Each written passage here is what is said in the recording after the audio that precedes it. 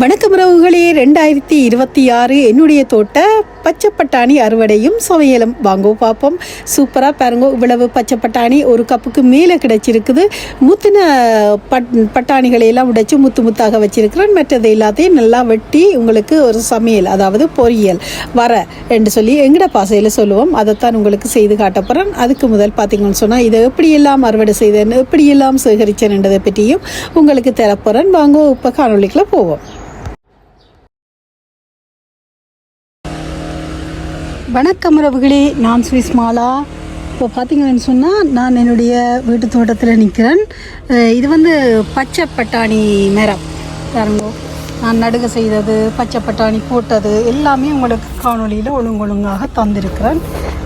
இதில் வந்து அதிகமாக காய்கள் எனக்கு கிடைக்காட்டிலும் இப்படி பாருங்க, இப்படி சின்ன சின்னனா சேகரித்தது தான் இன்றைக்கு நான் பொரியலாக, அதாவது வர மாதிரி செய்து உங்களுக்கு காட்டியிருக்கிறேன்.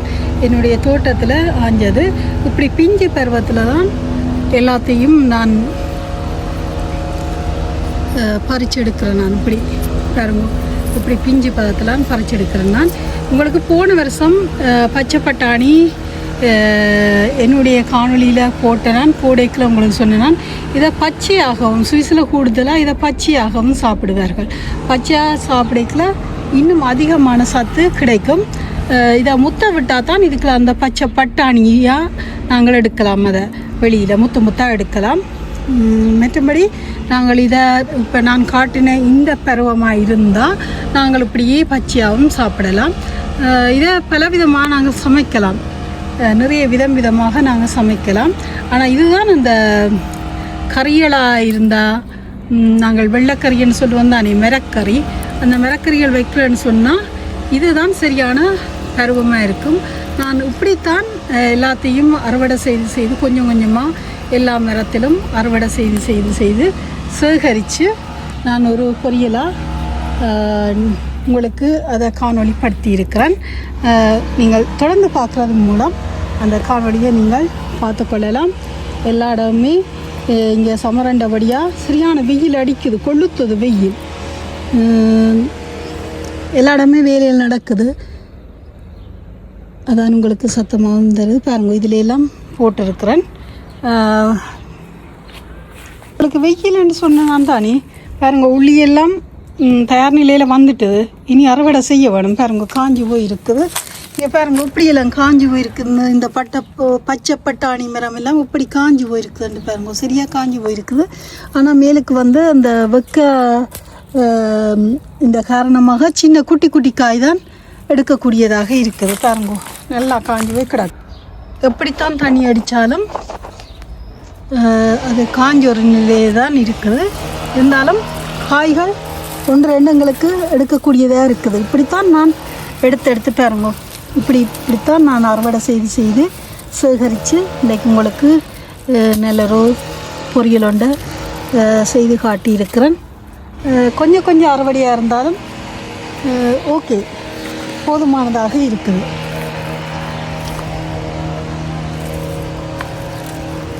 பாருங்க, இப்படி கொஞ்சம் அறுவடை செய்து எடுக்கிறோம்.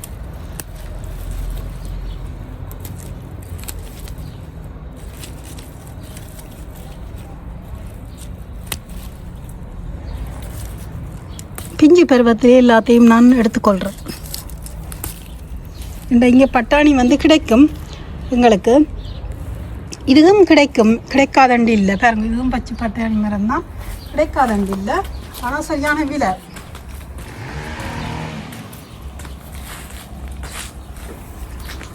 ரெஜி ஃபோமுக்களையும் நான் வச்சிருக்கிறேன். அதுகளை 1-2 காயில் நான் எடுக்கக்கூடியதாக இருக்கிறது. வந்து பார்த்து சேகரித்து வச்சுக்கொள்ளுவேன்.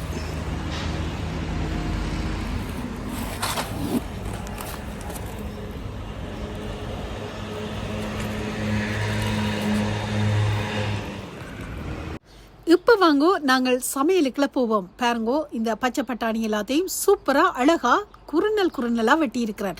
குறுநல்னு சொன்னால் உங்களுக்கு தெரியும், எங்கட பாசையில் நல்ல சின்ன குறுநல்னு சொல்லுவோம். குறுநலாக நல்ல அழகாக வெட்டி எடுத்திருக்கிறேன். வெட்டி எடுத்துட்டு சட்டியை நாங்கள் அடுப்பில் வச்சு மிதமான சூட்டில் வச்சு உங்களுக்கு விருப்பமான எண்ணெயை விட்டு கடுகு, அதுக்கு பிறகு பெருஞ்சீரகத்துக்கு பிறகு வெங்காயம் எந்த வெங்காயம் என்றாலும் சேர்த்துக்கொள்ளுங்க. மற்றது செத்தல் மிளகாய், அதாவது காய்ந்த மிளகாய், கறிவேப்பிலை எல்லாத்தையும் போட்டு நல்லா வதக்கிட்டு அதுக்குள்ள கொஞ்சம் தேங்காய் பூ, ஃப்ரெஷ் தேங்காய் பூன்னு சொன்னால் மிகவும் சுவையாக இருக்கும். அந்த 1 கப்புக்கு அளவான தேங்காய் பூவை எடுத்திருக்கிறேன். அந்த தேங்காய் பூவையும் அதுக்குள்ள போட்டுட்டு இப்போ நல்ல பொடியாக வெட்டி வச்ச குறுநலாக வெட்டி வச்ச அந்த பச்சை பட்டாணியை நாங்கள் அதுக்குள்ள போட்டு நல்ல வடிவாக கலந்தெடுக்க வேணும். கலந்தெடுக்கும் போது இதுக்குள்ள நாங்கள் உப்பும் போட வேணும், மற்றது மஞ்சளும் போட வேணும். போட்டு நல்ல வடிவாக வதக்கி எடுக்க வேணும். இப்போ பாருங்க, நான் உப்பு போடுறேன். இதுக்கு தேவையான அளவு உப்பை போடுறேன். உப்பை பார்த்து போடுங்க, உங்களோட சுவைக்கு ஏற்ற மாதிரி பார்த்து போடுங்க. நான் அப்படித்தான் போட்டிருக்கிறேன். ஆனால் இது பெரிய அளவில் நாங்கள் பொரியல் தான் செய்கிறோம். ஆனால் பெரிய அளவில் பொரிய தேவையில்லை. ஏனென்றால் பச்சையாக சாப்பிடப்படும் ஒரு பச்சை பட்டாணி தான் இது. மற்றது பாருங்க, நான் மஞ்சள் போட்டிருக்கிறேன். மஞ்சளும் எங்களுக்கு அந்த சுவைக்கு தேவையான அளவு போட்டால் காணும், கலர் வரணுமென்ற அவசியம் இல்லை. அழகாக போட்டிருக்கிறேன். இப்போ இது மிளகுதூள் நான் பவுடராக அடித்து வச்சிருக்கிறேன். அதையும் போடுறேன். அதுவும் ஒரு நல்ல ஒரு சுவையை கொடுக்கும். அதே நேரத்தில் சின்ன சீரகம் நீங்கள் கலந்து போட்டிங்கன்னு சொன்னால் நல்லா இருக்கும். இப்போ நல்ல வடிவாக வதங்கி இதுக்கு தேசிக்காய் புளியை விட்டு நாங்கள், அதாவது அடுப்பை அணைச்சிட்டு தான் நாங்கள் தேசிக்காய் புளி விட வேணும். அடுப்பு அடைச்சிட்டு தேசிக்காய் புளியை போட்டு ஒரு புரட்டி எடுத்தோம்னு சொன்னால் சூப்பரான பச்சை பட்டாணி பொரியல் வரை எங்களுக்கு தயாராகிடும். இந்த காணொலி உங்களுக்கு பிடிச்சிருக்குமென்னு நினைக்கிறேன். பிடிச்சிருந்தா லைக் பண்ணுங்க, ஷேர் பண்ணுங்க, சப்ஸ்கிரைப் பண்ணுங்க. அப்படியே பக்கத்தில் இருக்கிற பெல் பட்டனை நீங்கள் அழுத்தினா தான் நான் போகிற காணொலியெல்லாம் உங்களுக்கு உடனடியாக சேரும். இதோட இந்த காணொலியை முடிவுக்கு கொண்டு வரேன். மீண்டும் ஒரு சிறந்த என்னுடைய தோட்ட மரக்கறிகளுடன் சமையல் செய்கிற ஒரு காணொலியுடன் சந்திக்கிறேன். பாருங்க, எங்களோட தோட்டத்தில் வண்ணாத்தி பூச்சியெல்லாம் சூப்பராக சிறகடிச்சு பறக்குது. நன்றி.